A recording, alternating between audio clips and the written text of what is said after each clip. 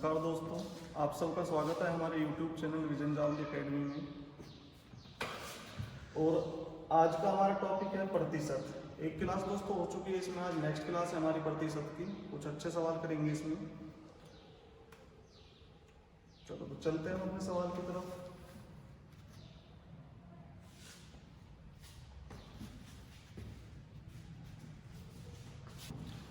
Question है, एक आदमी एक संख्या में 5/4 की जगह गलती से 3/7 की गुना कर देता है, तो उसके परिणाम में कितने प्रतिशत की त्रुटि आएगी। देखो दोस्तों, व्यक्ति ने क्या किया है, उसको गुना करनी थी 5/4 की, लेकिन उसने गलती से गुना कर दी 3/7 की। तो राइट वाला आंसर था हमारा 5/4 और 3/7 क्या है हमारा गलत वाला आंसर है।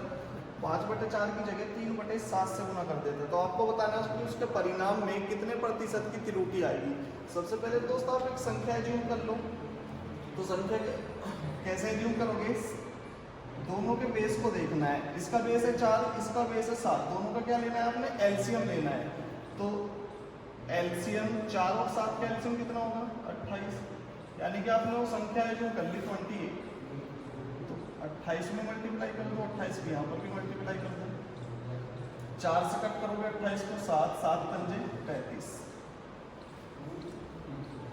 7 चौक 28, 4 दिया।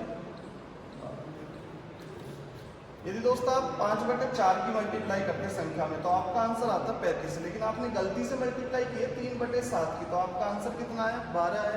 तो आपके परिणाम में कितने प्रतिशत की त्रुटि आई है, आंसर आना चाहिए था 35, लेकिन आया कितना, 12।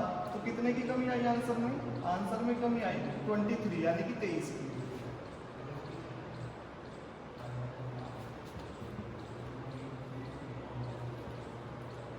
जो भी त्रुटि आती है वो हमेशा किस पे आती है, वास्तविक पे आती है। तो वास्तविक आंसर क्या आना चाहिए था हमारा 35 और प्रतिशत के लिए 100। कट करोगे फिगर को, 5 से 20, आंसर थे 35, 23 दूनी 46, 460/7,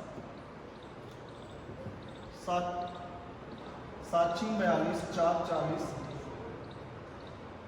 7 पंजे 35 और 5/7%।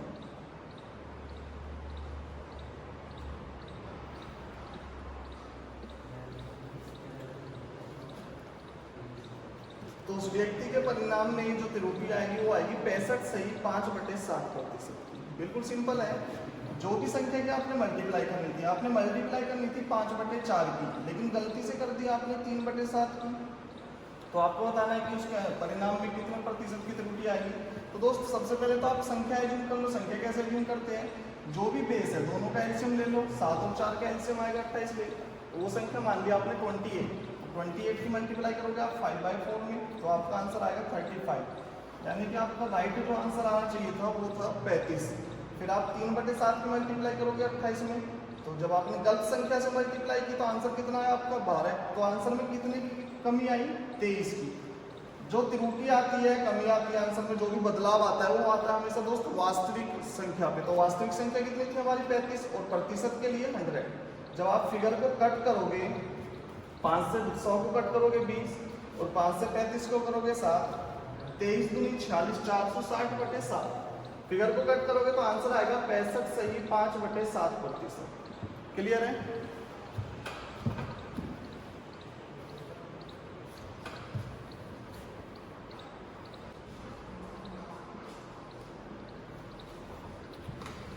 भिन्न किसको बोलते हैं, भिन्न बोलते हैं फ्रैक्शन को। और फ्रैक्शन में जो न्यूमरेटर होता है उसको बोलते हैं अंश, जो डिनोमिनेटर होता है उसको बोलते हैं हर। तो दोस्त यहाँ पर आपने वास्तविक भिन्न मान लिया, भिन्न हमेशा इसी फॉर्म में होता है x/y की फॉर्म में। तो आपने वास्तविक भिन्न मान लिया x/y। तो दोस्तों आपने भिन्न के अंश को बढ़ाया 200%। तो 200% को आप ब्रेक कर सकते हो इजीली। 200% को आप ब्रेक करते हो तो कितना आता है इसका फ्रैक्शन, 2 आएगा। क्योंकि आपको पता है प्रतिशत इक्वल टू होता है 1/100। ठीक है। तो भिन्न जो आपने बढ़ाया उसको कितना बढ़ाया, 2। तो भिन्न था आपका x और आपने इसमें 2x और जोड़ दिया, क्योंकि आपने इंक्रीमेंट किया है 200% का। तो 200% को जब आप ब्रेक करते हो तो उसका वैल्यू आती है उसकी 2, तो आपने अंश में 2x और जोड़ दिया, यानी कि अंश का 2 गुना और बढ़ा दिया। इसी प्रकार जब आप 350 को ब्रेक करते हो तो 350 प्रतिशत की वैल्यू होती है 1/100। 0 से 0 कट आएगा 3.5। तो हर को कितना बढ़ा है 350% और इसकी फ्रैक्शन वैल्यू होती है 3.5। तो वास्तविक जो हर था हमारा y था, आपने इसको बढ़ा दिया 3.5y और बढ़ा दिया। तो आपको नया जो भिन्न प्राप्त हुआ दोस्तों वो कितना हुआ 5/12। नया भिन्न प्राप्त हुआ आपको 5/12। x प्लस 2x कितना हो जाएगा 3x अपॉन में y प्लस 3.5y यानी कि 4.5y।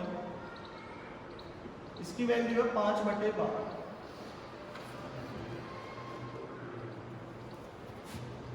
और आपको जो वैल्यू चाहिए दोस्तों वो चाहिए आपको x अपॉन वाई, यानी कि वास्तविक भिन्न तो आपने यही माना था x अपॉन में y, तो आपको किसकी वैल्यू चाहिए x अपॉन में y की।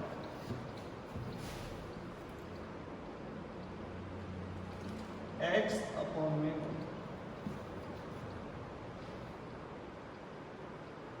तो दोस्तों यहाँ पर 3 क्या है मल्टीप्लाई में जब इक्वल टू के दूसरी तरफ जाएगा तो ये कहाँ पर जाएगा डिवाइड में जाएगा। तो 5 अपॉन में 12 इंटू 3 और 4.5 यहाँ पर डिवाइड में जब इक्वल टू से दूसरी तरफ जाएगा तो मल्टीप्लाई में आ जाएगा।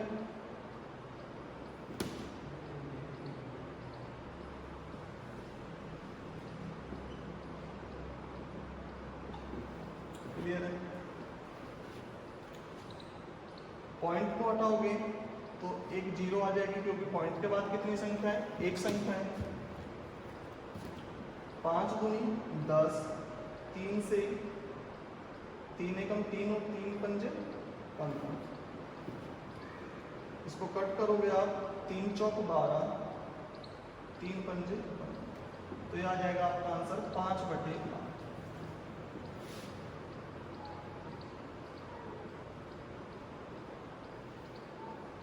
तो वास्तविक भिन्न की वैल्यू आ गई दोस्त 5/8। क्लियर है। बिल्कुल सिंपल सी बात है, जो भी प्रतिशत आपको दिया है आपने उसको बस ब्रेक करना है।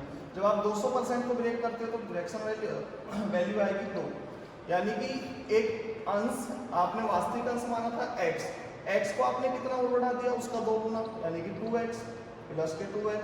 और y को जब 350 को आप ब्रेक करोगे तो फ्रैक्शन वैल्यू 3.5 आएगी। तो हर क्या माना था आपने y माना था, उस y को 3.5 गुना और बढ़ा दिया आपने प्लस के 3.5y। तो कितना प्राप्त हो आपको 5/12। जब आप फिगर को कट करोगे इसको तो आपकी वास्तविक संख्या क्या आ जाएगी, वास्तविक भिन्न आ जाएगा हमारा 5/8। नेक्स्ट क्वेश्चन है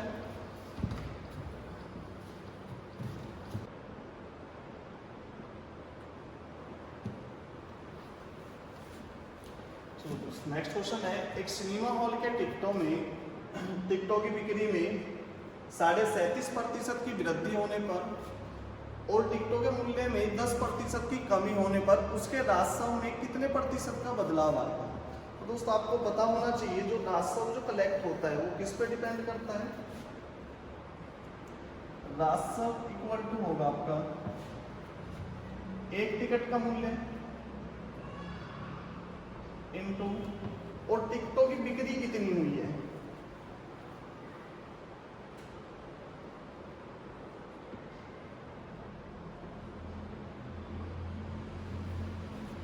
यानी कि एक टिकट का मूल्य कितना है और कितने टिकट आपने बेचे। जब दोनों की मल्टीप्लाई करते हैं तो क्या आता है हमारा राजस्व आ जाता है कुल, यानी कि कुल हमने कितना पैसा कमाया है। तो क्वेश्चन में बोला है आपसे सिनेमा हॉल में टिकटों की बिक्री में 37.5% की वृद्धि होने पर। मैंने दोस्तों आपसे एक बात बोली है, प्रतिशत के क्वेश्चन में आपको सिर्फ प्रतिशत को कैच करना है और उसको ब्रेक करना है। तो टिकटों की बिक्री में जो वृद्धि हुई है वो ये 37.5%। जब आप 37.5% को ब्रेक करते हो तो 37.5% की फ्रैक्शन वैल्यू कितनी होती है। या तो आप ऐसे भी कर सकते हो 37 दूनी 74 और 75/2 और प्रतिशत का मीनिंग होता है 1/100। 25 या 75, 25 चौका 100, 3 4 दूनी 8, 3/8। और जो बेस में जो वैल्यू होती है वो हमेशा क्या होती है, वास्तविक संख्या होती है, ओरिजिनल वैल्यू होती है, ठीक है। तो टिकटों की बिक्री में वृद्धि हुई 37.5% की।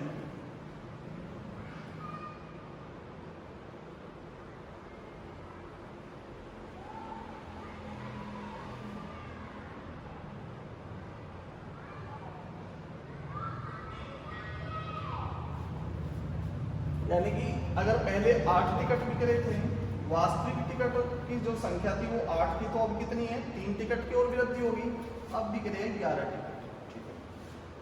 और टिकटों के जो मूल्य है उसमें कमी आई 10% की, मूल्य में 10% की कमी की है। जब आप 10% को दोस्त ब्रेक करते हो तो कितना आएगा, 1/10। इसका क्या मीनिंग है, टिकटों की जो वास्तविक मूल्य था वो था, एक टिकट का वास्तविक मूल्य 10 रुपए और 1 रुपए की कमी आ गई, तो नया मूल्य कितना रह गया, 9 रुपए। तो वास्तविक मूल्य था 10 रुपए और नया मूल्य रह गया 9। अब दोस्त राजस्व जो इकट्ठा होता है हमारे पास वो कहां से होता है कि आपने कितने टिकट बेचे और एक टिकट का मूल्य कितना था, यानी कि दोनों की मल्टीप्लाई। तो राजस्व कितना हो जाएगा, राजस्व हो जाएगा 8 × 10 80। तो पहले कमा रहे थे आप 80 रुपए, ठीक है, अब कितने कमा रहे हो, 11 नहीं 99 रुपए। पहले कमा रहे थे आप 80 रुपए, अब कमा रहे हो आप 99 रुपए। तो कितने रुपए की वृद्धि हुई राजस्व में, 19 रुपए की। राजस्व में वृद्धि हुई दोस्त 19 रुपए की। और वृद्धि या कमी जो होती है, जो भी बदलाव आता है वो किस पे आता है, हमेशा वास्तविक पे आता है। तो वास्तविक कितना है 80 और प्रतिशत के लिए दोस्त 100। पर 0 से 0 कट, 2 से 4 और 2 से 5, 19 पंजे 95 95, डिवाइड करोगे 4 से, 4 दूनी 8 और 4 दिया 12, शेष बचा 3/4% की वृद्धि।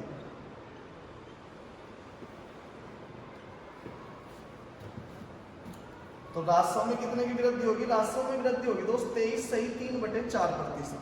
क्लियर है, बिल्कुल सिंपल सी बात है। जो भी प्रतिशत आपको दिया है बस उस प्रतिशत को दोस्त आपने ब्रेक करना है। जैसे आप 37.5% को ब्रेक करते हो तो कितना आता है, 3/8। इसका मतलब है जो वास्तविक टिकट बिक रहे थे वो बिक रहे थे 8 और अब 3 और बढ़ गए, तो नए जो टिकट बिक रहे अब कितने बिक रहे, 11। पहले 8 टिकट बिकते थे, अब बिक रहे 11 टिकट। क्लियर है, और मूल्य में 10% की कमी होती है। जब आप 10% को ब्रेक करते हो तो आता है 1/10। 10% की फ्रैक्शन वैल्यू है 1/10। इसका मीनिंग है, आपको पता है दोस्त, जो बेस में होता है वो हमेशा वास्तविक वैल्यू होती है, वास्तविक संख्या होती है, ठीक है। पहले एक टिकट का मूल्य था 10 रुपए, अब 1 रुपए की कमी आई है। अगर कमी आई है तो माइनस करोगे, सिंपल सी बात है। अगर वृद्धि हुई है तो प्लस करोगे। तो 1 रुपए की कमी आई है तो अब बिक रहा है एक टिकट 9 रुपए का। तो पहले जो हम राजस्व इकट्ठा हो रहा था हमारे पास वो कितना हो रहा था, 8 × 10 यानी कि 80 रुपए। राजस्व इक्वल टू क्या होता है, एक टिकट का मूल्य और कितने टिकट आपने बेचे, दोनों की मल्टीप्लाई। और नया जो राजस्व इकट्ठा हो रहा है वो कितना हो रहा है, 11 नहीं 99। तो राजस्व में दोस्त कितने की वृद्धि हुई, 19 रुपए की वृद्धि हुई। 80 रुपए पहले राजस्व में आ रहे थे 80 रुपए, अब आ रहे हैं 99 रुपए। तो कितने की वृद्धि हुई, 19 रुपए की वृद्धि। या राजस्व में जो भी बदलाव आता है, वृद्धि होती है कमी होती है, हमेशा किस पे होती है दोस्त, वास्तविक वैल्यू पे होती है, वास्तविक संख्या पे होती है। तो वास्तविक राजस्व कितना था, 80% के लिए 100। फिगर को कट करोगे आंसर आएगा 23 सही 3/4% की। क्लियर है,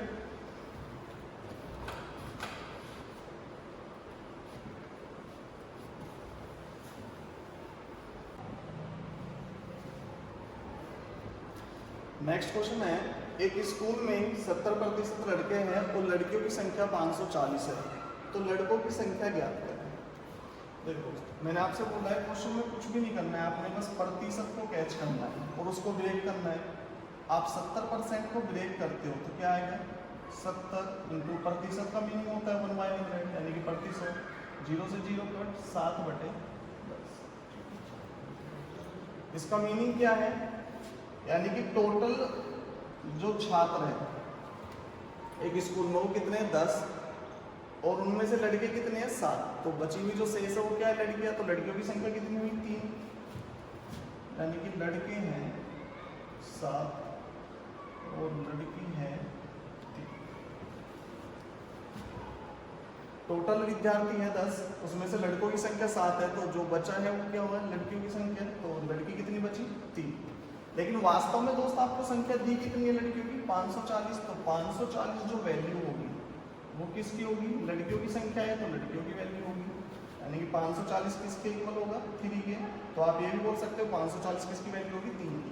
आपको बताना है कि लड़कों की संख्या ज्ञात करनी है, तो लड़के कितने हैं स्कूल में, 7। आपको वैल्यू चाहिए किसकी दोस्त, 7। 3 से कट करोगे, 3 एकम 3, 3 अट्ठे 24, 0, 7 अट्ठे 56, 5, 7 एकम 7, 5 12।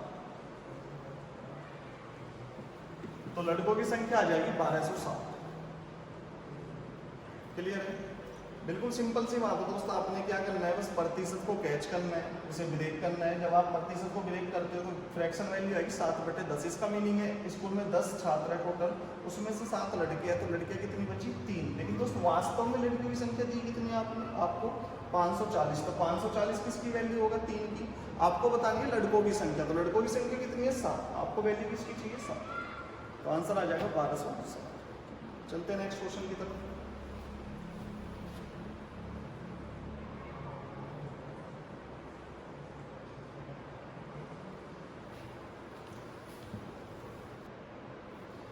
नेक्स्ट क्वेश्चन है, x की आय y की आय से 16 से ही 2/3% अधिक है, तो y की आय x की आय से कितने प्रतिशत कम है। ये तो दोस्त आपको पता ही है कि आपको कुछ करना ही नहीं है क्वेश्चन में, बस क्वेश्चन में से प्रतिशत वाली वैल्यू को कैच करना है और उसको ब्रेक करना है। तो आपको दिया है 16 से ही 2/3%। जब आप इसको ब्रेक करते हो तो इसकी वैल्यू कितनी आती है, 1/6। 16 से ही 2/3% की फ्रैक्शन वैल्यू होती है 1/6, सबको पता है। तो इसका मीनिंग क्या है दोस्त, x की आय y की आय से, x की जो आय दी है वो किसके रिलेशन में दी है, y के रिलेशन में दी है। तो जिसके रिलेशन, जो रिलेशन वाली वैल्यू होती है वो कहाँ पर होती है, हमेशा बेस में होती है। तो ये जो 6 है ये किसकी वैल्यू होगा दोस्त, y की वैल्यू होगा, क्योंकि आपको x की जो आय दी है वो किसके रिलेशन में दी है, y के रिलेशन में दी है, और रिलेशन वाली वैल्यू हमेशा बेस में होती है। ठीक है, तो x और y, तो y की आय कितनी है, 6। अब x की आय y की आय से 16 से ही 2/3% अधिक है। आपको ये भी पता है कि 6 का 16 से ही 2/3% कितना है, 1 है। अगर अधिक है तो आप प्लस करते हो, यदि कम है तो आप माइनस करते हो। तो x की आय कितनी अधिक है, y से 1 रुपये, तो x की आय कितनी हो जाएगी, 7। क्लियर। अब आपको बताना है कि y की आय x की आय से कितने प्रतिशत कम है। देखो दोस्त, इस टाइप के क्वेश्चन में मोस्टली जो मिस्टेक होती है वो कहाँ पर होती है, हमको ये नहीं पता होता है कि कौन सी वैल्यू ऊपर रखनी है, अंश में रखनी है, और कौन सी बेस में रखनी है। बस मिस्टेक जो होती है क्वेश्चन में मेनली यही होती है कि कौन सी वैल्यू अंश में रखनी है और कौन सी बेस में रखनी है। तो आपको बताना है क्वेश्चन में y की आय x की आय से कितने प्रतिशत कम है। तो दोस्त इसके बारे में बात कर रहे हैं हम, y की आय, जिसके बारे में बात करते हैं उसकी वैल्यू हमेशा कहाँ पर रखते हैं, अंश में रखते हैं। तो y की आय कितनी कम है, x से 1 कम है।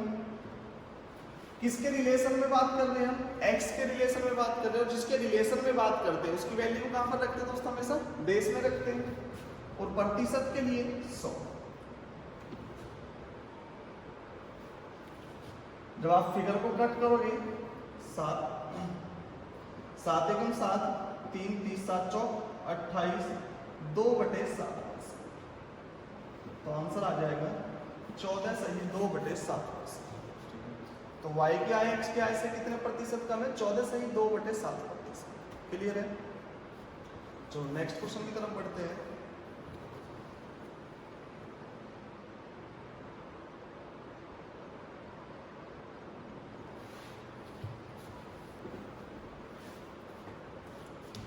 नेक्स्ट क्वेश्चन है, सुमित की आय अमित की आय से 20% कम है, तो अमित की आय सुमित की आय से कितने प्रतिशत अधिक है।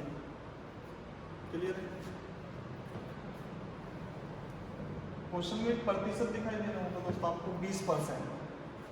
उस प्रतिशत को आपने कैच करना है और फिर उसको ब्रेक करना है। 20% को आप ब्रेक करते हो तो कितनी आएगी इसकी फ्रैक्शन वैल्यू, 1/5। और आपको पता है जो बेस में वैल्यू दी होती है वो क्या होती है, जिसके भी रिलेशन में आय दी है, तो रिलेशन वाली जो वैल्यू होती है वो कहाँ पर होती है, बेस में होती है। तो सुमित की आय दी है, किसके रिलेशन में दी है, अमित की आय के रिलेशन में। तो ये किसकी आय हो जाएगी, अमित की आय हो जाएगी। और जो अंश होता है वो क्या होता है, इस आय का 20%। अगर अधिक है तो आप प्लस करते हो, अधिक कम है तो आप क्या करते हो, माइनस करते हो। तो आय क्या दी है, कम दिया आपको, तो आप क्या करोगे, माइनस करोगे। तो अमित और सुमित, तो अमित की आय कितनी है, 5 रुपए, और सुमित की जो आय है इससे 20% कम। अगर कम है तो आप 1 माइनस करोगे, तो 5 रुपए में 1 रुपए माइनस करोगे तो सुमित की आय कितनी है दोस्त, 4।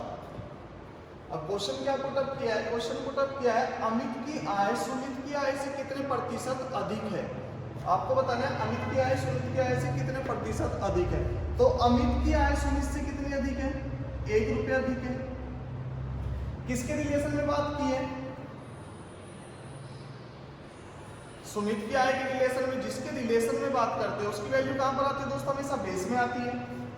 तो सुमित की आय कितनी है, 4 रुपए, तो बेस में क्या आएगा, 4, क्योंकि हमने किसके रिलेशन में बात की, सुमित की आय के लिए। प्रतिशत के लिए 100, 4 से कट करोगे 25, तो आंसर आ जाएगा आपका 25%। क्लियर है, डाउट तो नहीं किसी का। तो अमित की जो आय है सुमित की आय से कितनी अधिक है दोस्त, 25%।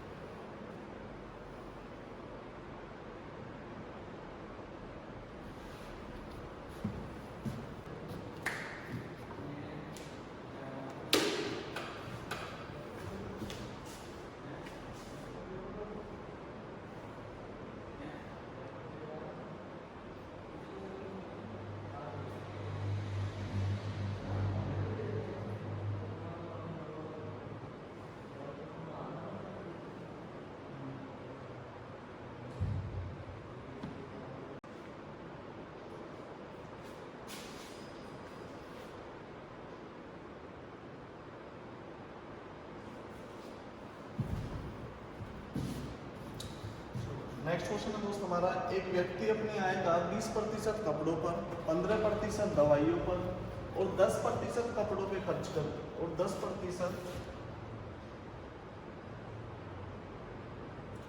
खाने पर खर्च करता है। यदि व्यक्ति की बचत 11,000 रुपए है तो उसकी आय ज्ञात करें। देखो दोस्त बिल्कुल सिंपल सी बात है, एक व्यक्ति अपनी आय का 20% कपड़ों पे खर्च करता है, यानी कि उसने 20% खर्च किया कपड़ों पर।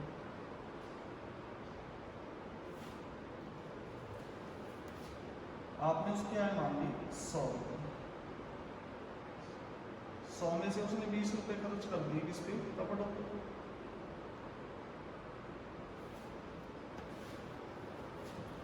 पंद्रह प्रतिशत दवाइयों की, 15% यानी कि 15 रुपए खर्च कर दिए उसने दवाइयों पे।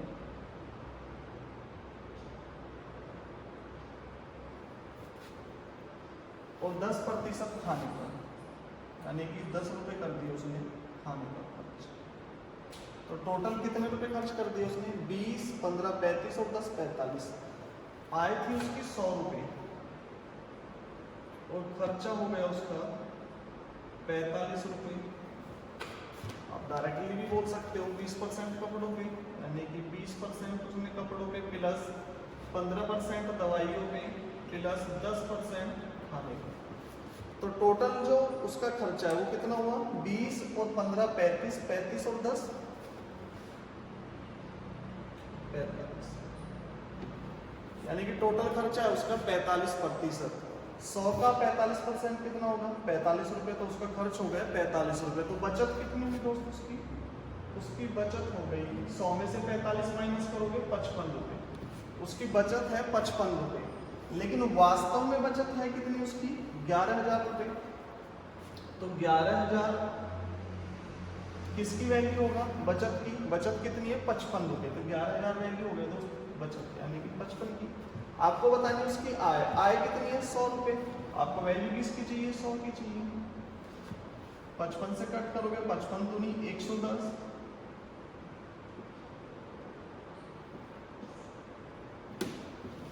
तो व्यक्ति की आय आ जाएगी 20,000। क्लियर है? बिल्कुल सिंपल सी बात है। 20% कपड़ों पे, 15% दवाइयों पे और 10% खर्च करता है खाने पर, तो उसका टोटल खर्चा कितना हो गया दोस्तों? 20, 15, 35 और 10 45%। यदि उसकी आय 100 रुपये है, 45% खर्चा हो गया, तो बचत कितनी हुई उसकी? 55 रुपये की। लेकिन वास्तव में बचत करता कितनी है वो? 11,000 रुपये की। तो 11,000 जो वैल्यू होगी वो किसकी होगी? 55 की होगी बचत की। आपको जो भी वैल्यू चाहिए उसको मल्टीप्लाई में रख दो, तो वैल्यू किसकी चाहिए आपको? आय की चाहिए। तो आय कितनी है उसकी? 100 रुपये। यदि आपसे पूछता है कि खर्चा कितना किया उसने, तो खर्चे की वैल्यू चाहिए आपको, तो खर्चा कितना किया? 45 रुपये, तो मल्टीप्लाई में आप 45 रख दो, खर्चा आ जाएगा। क्लियर है?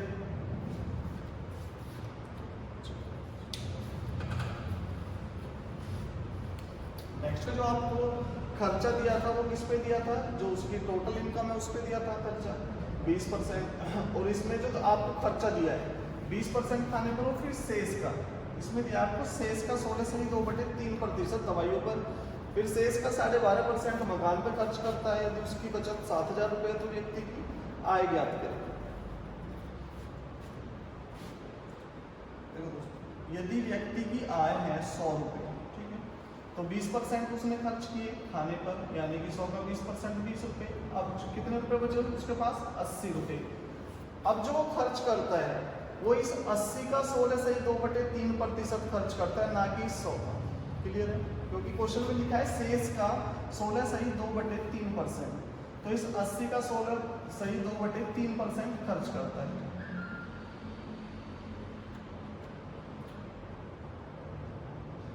सपोज करो कोई भी वैल्यू आएगी, यहाँ पर x आ गई, और फिर शेष का 12.5% करता है मकान पे, और जो ये 12.5% जो खर्च कर रहा है वो किसका कर रहा है? इस जो ये वैल्यू आई है इस x का 12.5%,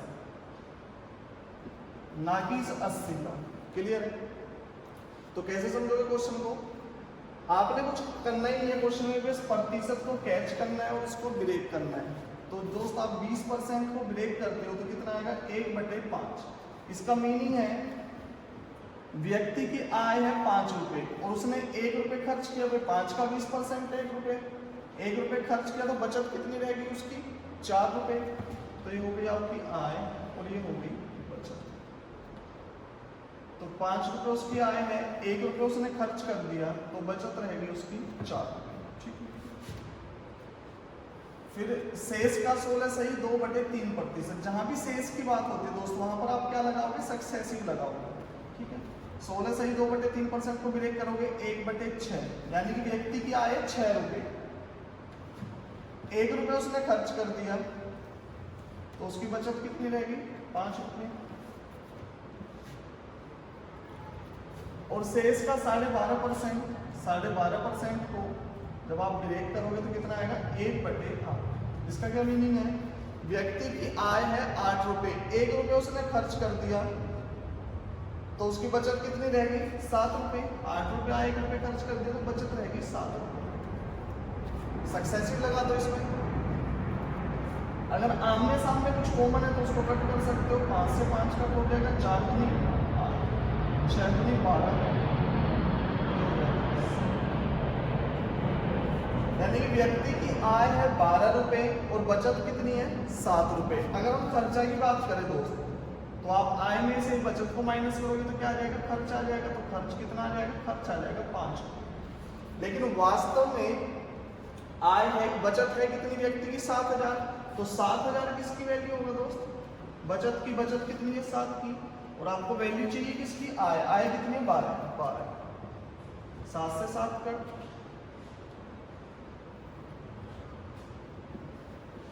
तो आय आ गई 12,000। क्लियर है? जहां भी शेष का प्रतिशत दिया हुआ आपने कुछ नहीं करना है, सक्सेसिव लगाना है। ठीक है? प्रतिशत को ब्रेक करना है और फिर उसमें क्या लगाना है? आपने सक्सेसिव लगाना। क्लियर है? चलते हैं नेक्स्ट क्वेश्चन की तरफ।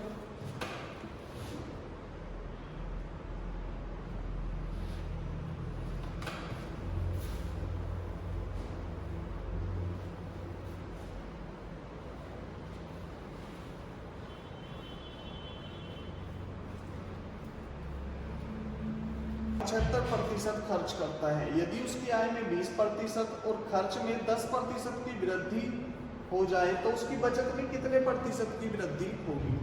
क्लियर है?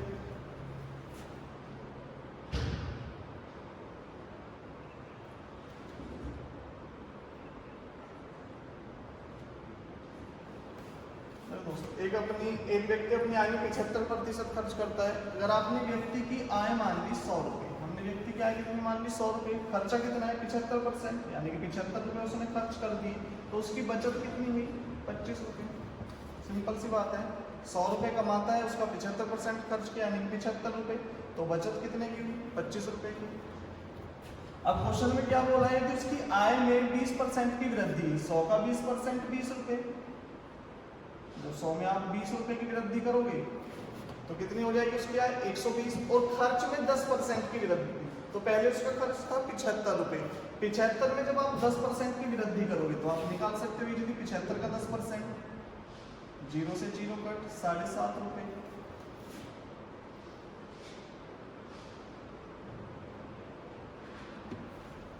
तो खर्च में कितने की वृद्धि होगी 7.5 रुपए की, तो नया खर्च हो जाएगा 82.5 रुपए। तो बचत कितनी हो जाएगी दोस्त, 120 में से माइनस करोगे 82.5 को, तो कितना आएगा 37.5, तो बचत हो गई 37.5% की। क्वेश्चन में क्या पूछा गया है, क्वेश्चन में पूछा गया है कि उसकी बचत में कितने प्रतिशत की वृद्धि होगी। तो दोस्त पहले उसकी बचत थी 25 रुपए, अब उसकी बचत है 37.5 रुपए। वास्तविक बचत थी 25 रुपए, अब नई बचत है 37.5 रुपए, तो बचत में कितने की वृद्धि हुई 12.5 रुपए की। बचत में वृद्धि हुई 12.5 रुपए की।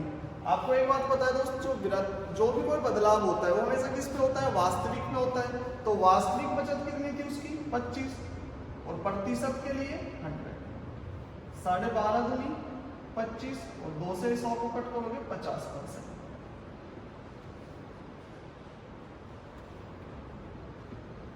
तो उसकी बचत में कितने प्रतिशत की वृद्धि होगी, उसकी बचत में होगी दोस्त 50% की वृद्धि।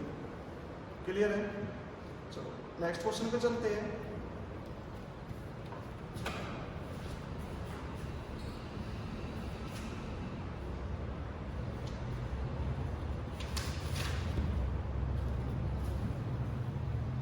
होने के लिए 40% अंक चाहिए। एक छात्र 220 अंक प्राप्त करता है, 20 अंकों से फेल हो जाता है, तो परीक्षा का पूर्णांक ज्ञात करें। क्लियर है? देखो दोस्तों, परीक्षा में पास होने के लिए कितने अंक चाहिए 40%,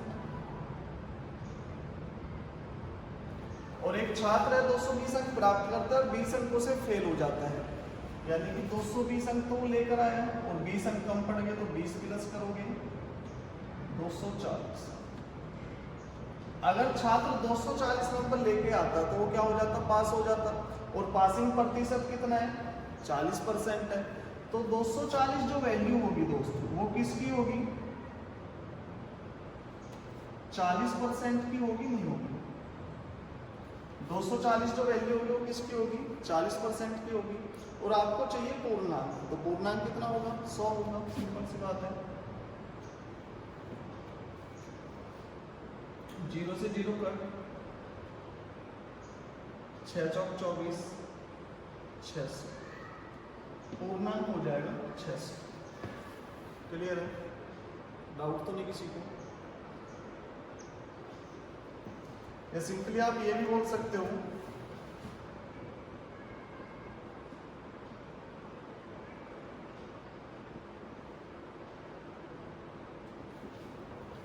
पूर्णांक मान लिया आपने 100 और 40% पे पास है, यानी कि पास होने के लिए कितने अंक चाहिए 40, लेकिन वास्तव में चाहिए कितने 240, तो 240 किसकी वैल्यू है 40 की पासिंग की, और आपको चाहिए पूर्णांक की वैल्यू, तो पूर्णांक की कितनी है 100, तो पूर्णांक कितना आ जाएगा 600। क्लियर है? चलो नेक्स्ट क्वेश्चन शुरू करते हैं।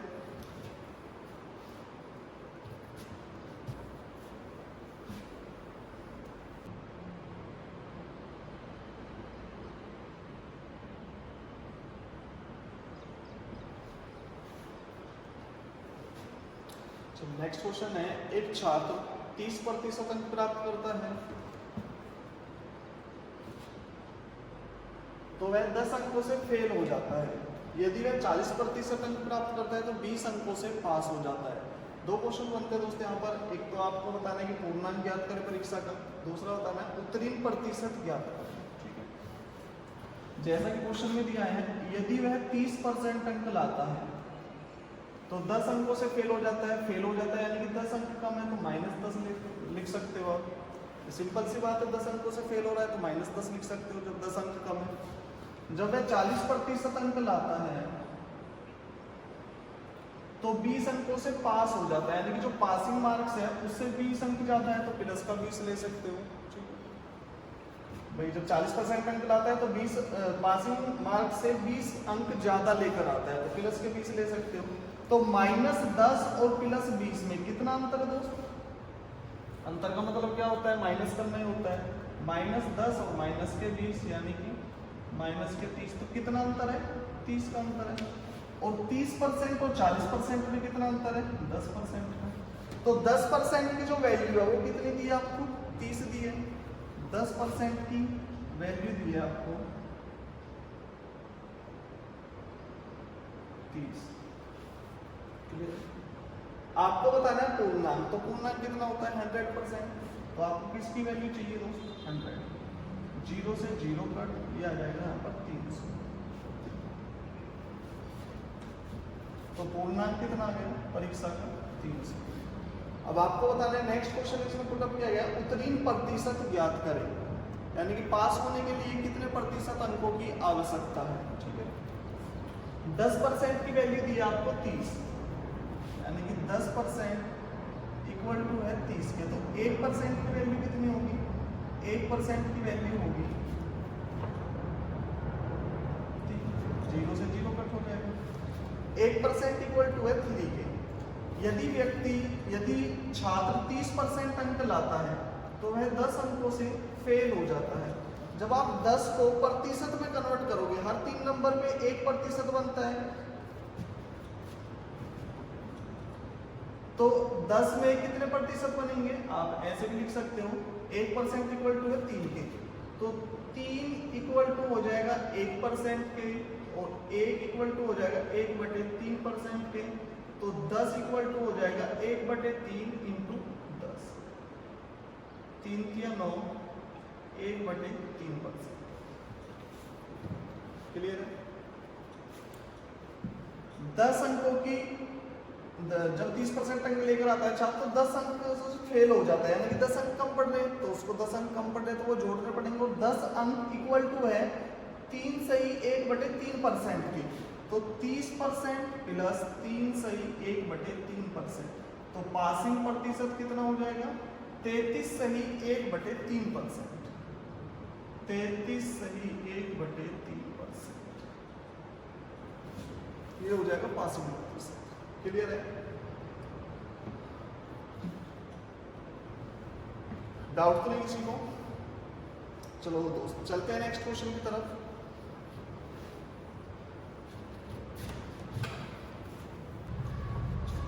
नेक्स्ट क्वेश्चन है, एक गांव की जनसंख्या में 16 सही 2/3% वार्षिक ब्याज दर से वृद्धि हो रही है। यदि गांव की वर्तमान जनसंख्या 10,800 है तो 2 साल बाद गांव की जनसंख्या कितनी हो जाएगी? तो दोस्तों मैंने आपसे बोला है प्रतिशत के क्वेश्चन में आपने कुछ करना नहीं है, बस प्रतिशत को कैच करना है। ठीक है, आपने प्रतिशत को कैच किया और फिर उसको क्या करना है? ब्रेक करना है। तो इस प्रतिशत की फ्रैक्शन वैल्यू आपको पता है कितनी होगी? 1/6। इसका मीनिंग क्या होता है? जो बेस में जो वैल्यू होती है वो हमेशा क्या होती है? हमारी ओरिजिनल वैल्यू होती है, यानी कि वास्तविक संख्या होती है। और इस वास्तविक संख्या का 16 सही 2/3% कितना है? 1 है।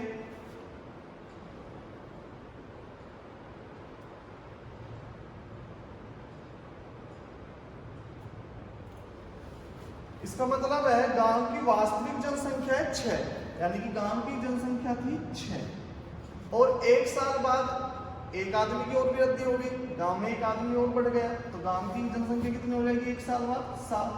और यह प्रक्रिया कितने साल तक चली दोस्त? 2 साल तक। तो कितनी बार लिखोगे इसको? 2 बार। अगर 3 साल तक चलते तो कितनी बार लिखते इसको? 3 बार। तो गांव की वर्तमान जनसंख्या थी 6, 1 बढ़ गई तो कितनी होगी? 7। यह प्रक्रिया चली 2 साल तक, तो आप कितनी बार लिखोगे इसको? 2 बार। 6 से 7, 6 से 7, 6 6 36 सक्सेसिव लगा तो इसमें 7 7 49। यानी कि गांव की वर्तमान जनसंख्या है 36 और 2 साल बाद कितनी हो जाएगी 49। अगर हम वृद्धि की बात करें दोस्त तो 36 से 49 हो गए, तो 2 साल में कितनी वृद्धि हुई जनसंख्या में 13 लोगों की, यानी कि 13 आदमी बढ़ गए गांव में 2 साल में। अब क्वेश्चन क्या पुटअप किया गया हमसे, 2 साल बाद की जनसंख्या ज्ञात करें और वास्तविक जो वर्तमान जनसंख्या वो कितनी दी हमको 10,800, लेकिन वास्तव में वर्तमान जनसंख्या कितनी 36, तो 10,800 किसकी वैल्यू होगा दोस्त वर्तमान, तो वर्तमान जनसंख्या कितनी है 36 की वैल्यू होगा। आपको बताना है 2 साल बाद गांव की जनसंख्या कितनी हो जाएगी, तो 2 साल बाद कितनी हो जाएगी 49। आपको किसकी वैल्यू चाहिए दोस्त 49, जिसकी भी वैल्यू चाहिए आप मल्टीप्लाई में रख दो। अगर आपसे क्वेश्चन पुटअप किया जाता कि 2 साल में जनसंख्या में कितनी वृद्धि हुई, तो कितनी वृद्धि हुई 13, तो मल्टीप्लाई में किसकी वैल्यू आती है दोस्त 13। चाहे एग्जामिनर आपसे कुछ भी पूछ ले, क्वेश्चन का ये वाला पोर्शन कभी चेंज नहीं होता है दोस्त, जो भी वैल्यू आपको चाहिए वो आप मल्टीप्लाई में रखते चले जाओ। यदि आपसे पूछता कि 2 साल में कितनी वृद्धि हुई, तो कितनी वृद्धि हुई 13, तो मल्टीप्लाई में क्या आ जाता है यहाँ पर 13। क्लियर है? कट करोगे 36 एकम 36, 36 दूनी 72, 36 दिया 108, 9 दिया 27, 7 2, 4 दिया 12 2 14, 00 14,700। तो 2 साल बाद गांव की जनसंख्या हो जाएगी 14,700। क्लियर है? चलो नेक्स्ट क्वेश्चन की तरफ चलते हैं।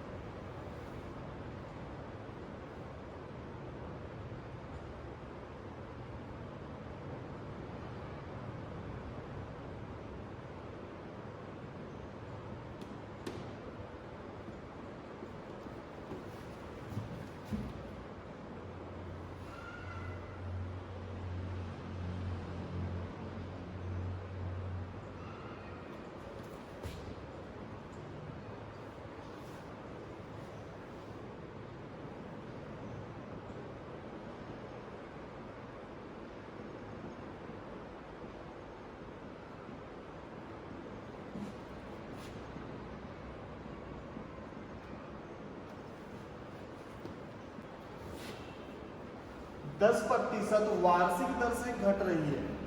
यदि 3 साल बाद गांव की जनसंख्या 7290 हो जाती है तो वर्तमान जनसंख्या ज्ञात करें। देखो मैंने आपसे बोला है क्वेश्चन में बस प्रतिशत को कैच करना है आपने, ठीक है। 10% को आपने कैच किया, इसको ब्रेक करोगे तो फ्रैक्शन वैल्यू क्या आएगी इसकी 1/10।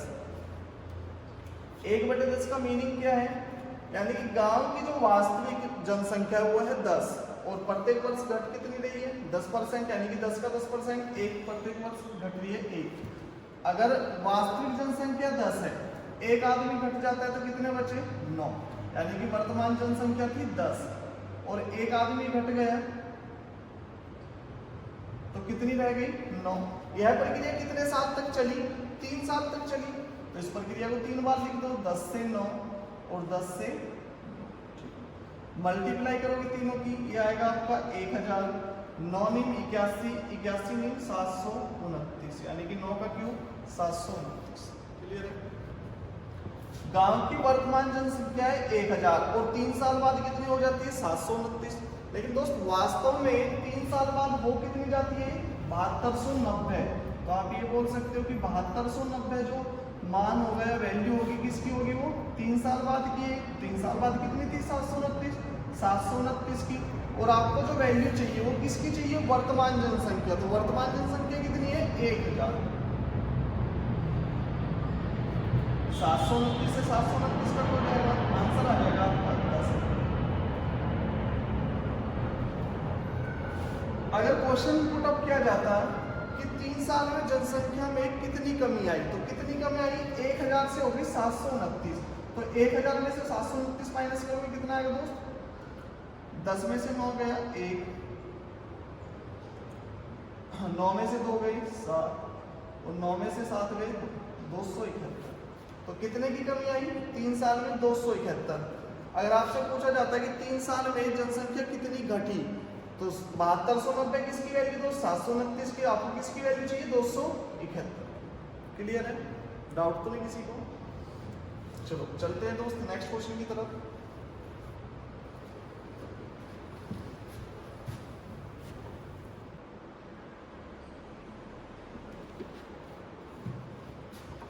नेक्स्ट क्वेश्चन है, एक गांव की जनसंख्या 9000 है। गांव में पुरुषों की जनसंख्या में 5% और महिलाओं की जनसंख्या में 8% की वृद्धि होती है।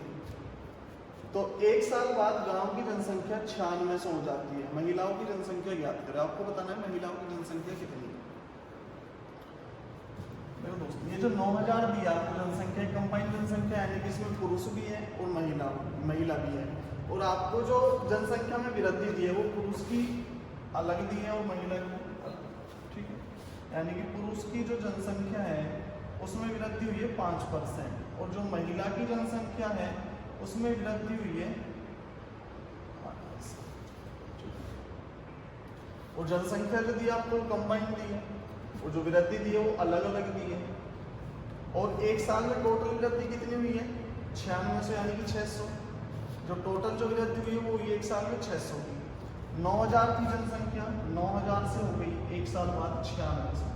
जो टोटल वृद्धि हुई है वो कितने की हुई है, 600 की। यानी कि पुरुष और महिलाओं की जो टोटल जनसंख्या एक साल में बढ़ी है वो बढ़ी है 600। तो यहाँ से दोस्त आप पुरुष 5% की वृद्धि हुई और महिलाओं की जनसंख्या में 8% की। तो यहाँ से आप कुछ कॉमन भी ले सकते क्या, आप तो महिला की जनसंख्या को ऐसे भी तो लिख सकते हो 5% प्लस 3%।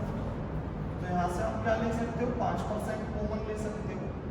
यानी कि 5% जो बढ़ोतरी हुई है वो क्या हुई है, वो तो कॉमन हुई है। पुरुष और महिला की 5% तो कॉमन बढ़ोतरी हुई है जनसंख्या में। और कॉमन जनसंख्या कितनी है, 9000। तो आप यहाँ से डायरेक्टली फाइंड आउट कर सकते हो 9000 का 5%। तो 9000 का 5% कितना होगा दोस्त, 0 से 0 कट, 0 से 0, 9 पंजे 45, 450। यानी कि दोनों की कॉमन जनसंख्या कितनी बढ़ी है, 450। लेकिन वास्तव में बढ़ी कितनी है, 600। 600 में से माइनस करोगे 450 तो कितना बचा, 150। अब ये 150 की जो बढ़ोतरी हुई है ये किसकी जनसंख्या है, महिला की 3% की है या नहीं है। और महिला की 3% जनसंख्या तो बढ़ी और उसकी वैल्यू कितनी आई निकल कर, 150। तो 150 जो वैल्यू आई निकल कर वो किसकी होगी, महिलाओं की 3% की। आपको चाहिए महिलाओं की टोटल जनसंख्या, तो टोटल कितनी होगी, 100%। 3 से कट करोगे इसको 5, 3 पंजे 15, 5000। तो महिलाओं की जनसंख्या कितनी आ गई, 5000। महिलाओं की जनसंख्या आ गई 5000। दोस्त आपसे क्वेश्चन पुट अप किया जाए कि पुरुषों की जनसंख्या ज्ञात करें, तो गांव की टोटल जनसंख्या कितनी है, 9000। टोटल है 9000। तो पुरुषों की जनसंख्या कितनी हो जाएगी,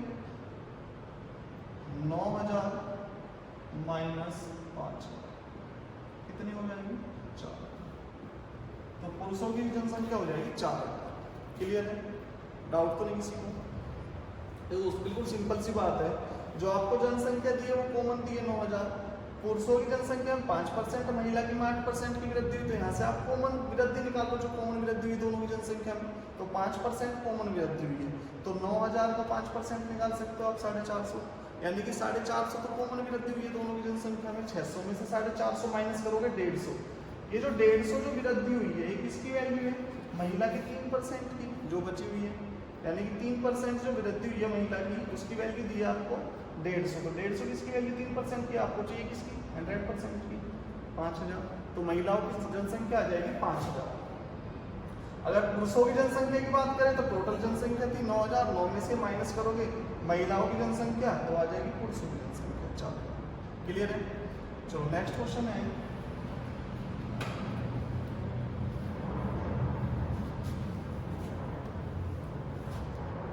एक गांव में पुरुषों की संख्या कुल जनसंख्या का 5/9 है। यदि गांव की कुल जनसंख्या 63,000 है तो महिलाओं की संख्या ज्ञात करें। तो दोस्तों, एक गांव है, कुल जनसंख्या दी आपको 63,000, यानी कि गांव में पुरुष भी है महिला भी है, और पुरुषों की जो जनसंख्या दी है वो कुल जनसंख्या के दी है 5/9। इसका मीनिंग क्या है?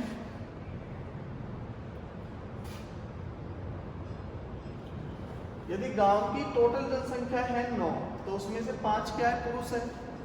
9 में से 5 है पुरुष, और 9 में से 5 माइनस करोगे तो किसकी संख्या है? महिला की। तो महिला कितनी है? 4 है।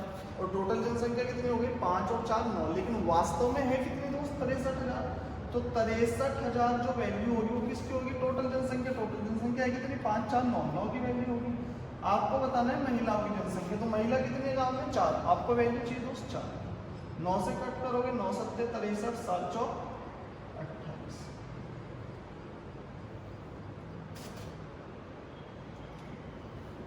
28। तो महिलाओं की जनसंख्या होगी 28,000। क्लियर है?